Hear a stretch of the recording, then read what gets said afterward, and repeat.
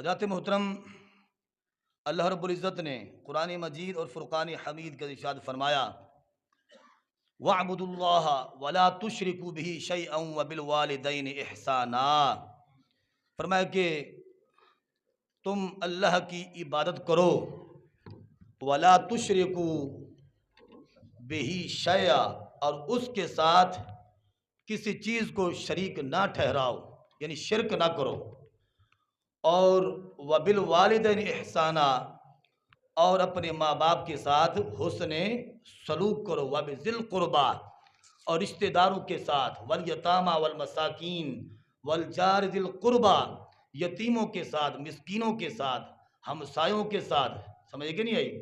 तो फरमाया कि इनके साथ तुम क्या करो, अच्छा सलूक करो, हुस्ने सलूक करो।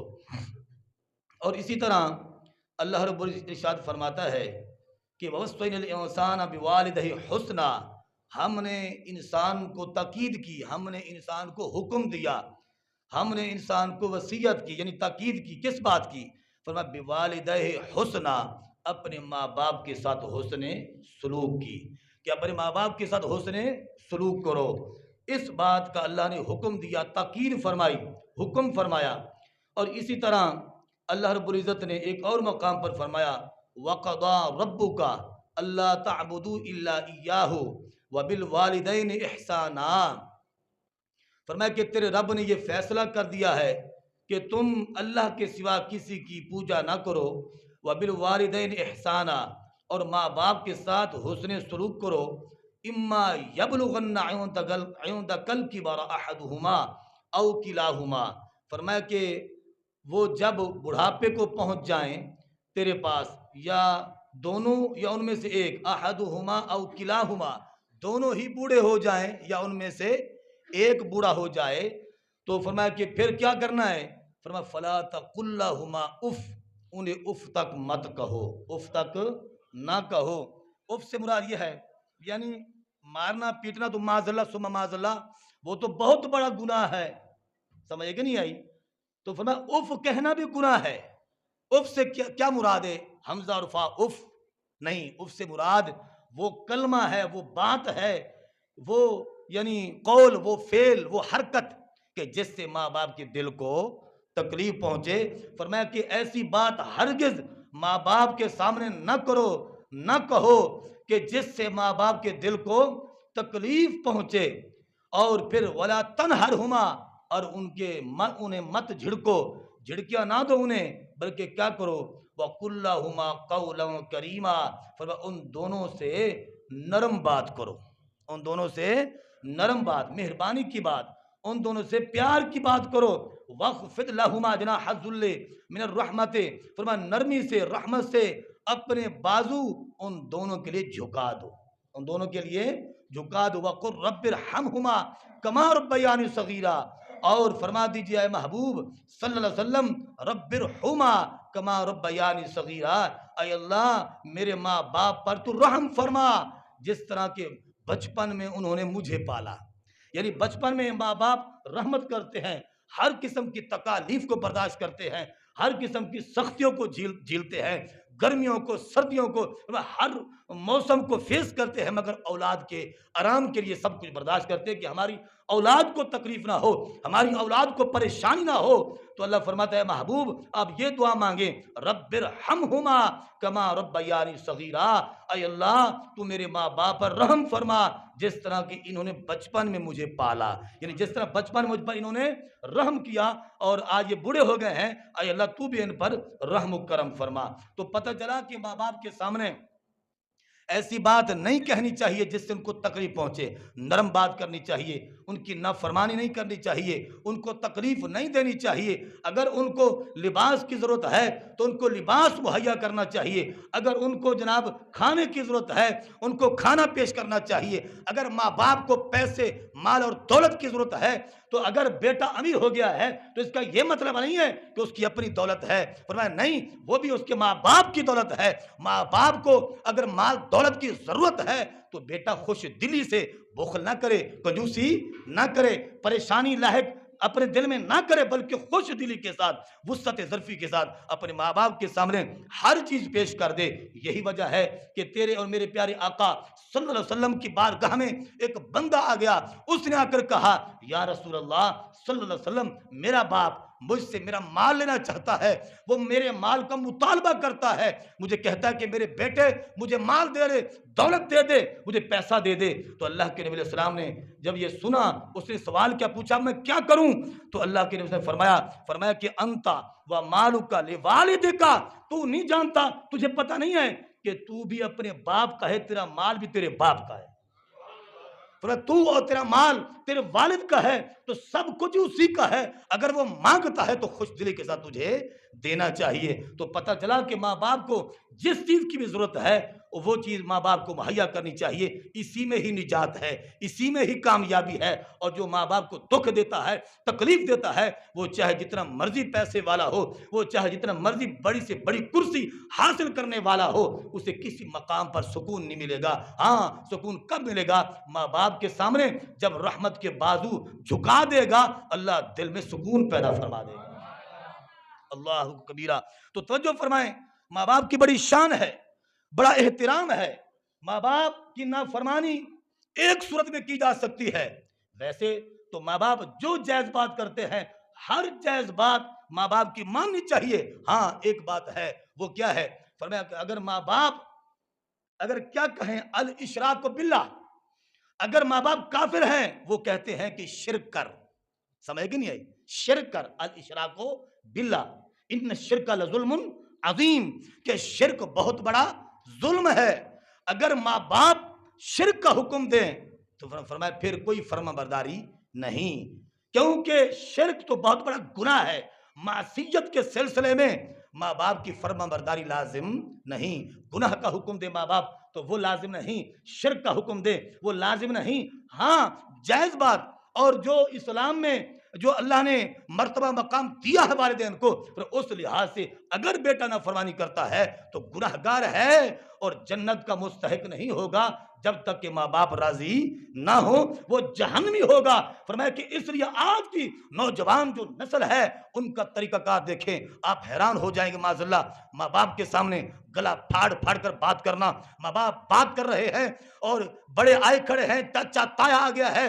फरमाया कि बेटे को मोबाइल से फुर्सत ही नहीं, वो गंदी टिकटॉक में मसरूफ है, वो फेसबुक की वो बेहयाई में मसरूफ है, वो यूट्यूब की बेहयाई में मसरूफ है। फरमाया कि वो मोबाइल की जान ही नहीं छोड़ता है, वो कंप्यूटर की जान ही नहीं छोड़ता है। फजूलियात में इतना धुत हो चुका आज का नौजवान, उसे माँ की कदर का पता नहीं, उसे बाप के मकाम का पता नहीं, उसे ताए चाचे के मकाम का पता नहीं, उसे रिश्तेदारियों के हुकूक के हमसाया का पता नहीं।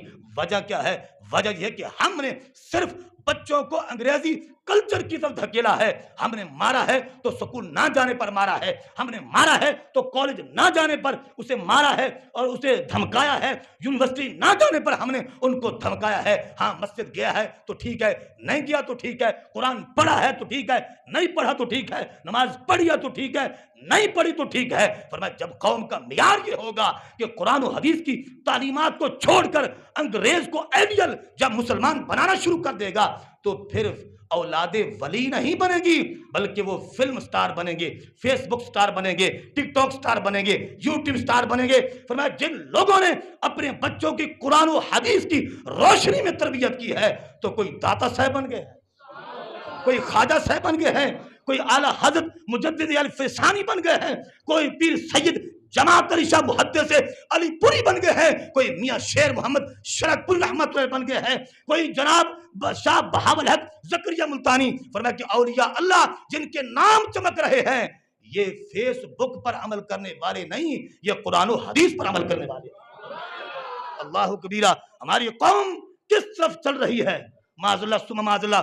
आज माँ बाप को बुलाने की तमीज तक नहीं रही हमारे बच्चों में, नौजवानों में। माज़अल्लाह आप देखते नहीं क्या कहते हैं, माँ बेटी हो, बाप बेटा हो, तो कुरान और हदीस में ये आता है कि उन्हें नाम तक लेकर ना पुकारो, बल्कि अच्छे अच्छे अलकाबात से पुकारो। उन्हें अब्बा जान कहो, अबू जी कहो, समझ कि नहीं? उन्हें वालिद साहब, वालिद मुहतरम कहो। नाम तक बाप का लेना, नाम लेकर पुकारना, नाम लेकर पुकारना इसमें बेअदबी का शैबा होता है, बेअदबी का शैबा होता है। तो इसलिए शरीयत कहती है कि माँ बाप का अदब यह है कि जब भी उनको पुकारना हो तो अच्छे अच्छे अलकाबात से पुकारो। मगर हमारे नौजवान माशाल्लाह क्या कहते हैं, अंदर बुढ़ी बैठी है, अंदर बुढ़ा बैठा है, बाप को बुढ़ा है और माँ को बुढ़ी, माँ से बूढ़ी। तो ये बूढ़ी वो नहीं जो पंजाबी में बूढ़ा और बूढ़ी, फरमाया कि उनको इन अल्फाज से माशाल्लाह पुकारते हैं। और फिर माशाल्लाह आप मुझे बताएं, जो माँ बाप के साथ ये सलूक करेगा क्या उसकी औलाद उससे अच्छा सलूक करेगी? काश किया हो गंदम को, बंदे की ये उम्मीद हो कि इससे कपास निकल आएगी, ऐसा हो सकता है? हरगिज़ नहीं। जो बोया है वही काटना पड़ेगा। अगर बच्चों के सामने अपने माँ बाप की बेइज्जती की है, उनके सामने अकड़ अकड़ कर बोला है, उनके सामने आंखें फाड़ फाड़ कर बातें करता है, तो फिर बच्चे भी ऐसे करेंगे। फिर वो वक्त दूर नहीं है, दुनिया फानी है, हर एक पे मौत आनी है। फिर पता चल जाता है कि मैंने अपने माँ बाप के साथ क्या किया था और मेरी औलाद मुझसे क्या कर रही है। आज का नौजवान यह समझता है कि माँ बाप की बस यही कदर है और यही हक है कि थोड़ा बहुत उनको खाना दे दो और लिबास दे दो, बस इसके अलावा उनका कोई हक नहीं, कोई उनकी बात मानना लाजिम नहीं। आज का नौजवान यह समझता है बस जब फौत हो जाएं तो कब्र में दफन करके 1-2 किलो फूल डाल दो, बस माँ बाप का हक अदा हो गया है। हालांकि ये खाम ख्याली है। माँ बाप का हक क़यामत तक कोई अदा नहीं कर सकता है। अल्लाह अकबर कबीरा।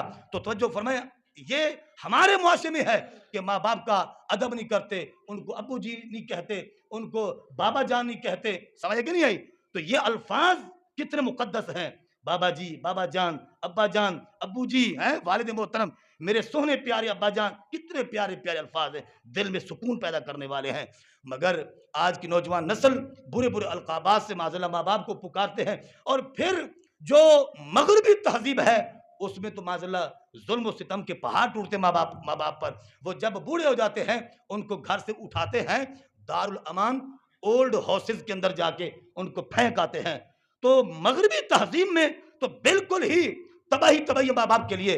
लेकिन इस्लाम कहता है जब माँ बाप बूढ़े हो जाएं उनकी कदर कम नहीं होती बल्कि इजाफा हो जाता है, बल्कि इजाफा। मैं एक बात आपको इजाजत चाहूंगा, टाइम हो चुका। देखिए रिवायात में आता है कि एक बंदे ने, एक नौजवान ने अपने बाप को घर से निकाला, सर्दी का मौसम था। अब उसके बाप ने कहा, पोता भी देख रहा है, बाप ने कहा चलो मुझे तुमने घर से निकाल दिया है मगर एक मेहरबानी करें मुझे कंबल दे दें ताकि मैं सर्दी से तो बाहर बच सकूं। आखिर वैराने में सोना होगा, जंगल में सोना होगा, तो सर्दी से चलो मैं बच जाऊंगा, तो आप मेहरबानी करें मुझे कंबल दे दें। तो उस नौजवान बेटे ने कहा अपने बेटे छोटे को कहा जाओ जाकर वो पुराना जो कंबल पड़ा हुआ उसको लेके आओ। वो गया, पुराना कंबल लेके आया और लेकर आकर कैंची से उसको काटना शुरू कर दिया दरमियान से। समझ गए? नहीं? पूछा बेटे ये क्या कर रहे हो? उसने कहा कि आज मेरे ग्रैंड डैड की मजबूरी है, मेरे दादा की मजबूरी है और कल आपकी मजबूरी भी हो सकती है, तो आधा मैं ग्रैंड डैड को दूंगा, दादा को दूंगा और आधा आपके लिए मैं रख दूंगा ताकि कल जब आपको जरूरत पड़ेगी तो फिर आधा आपको पेश कर दूंगा।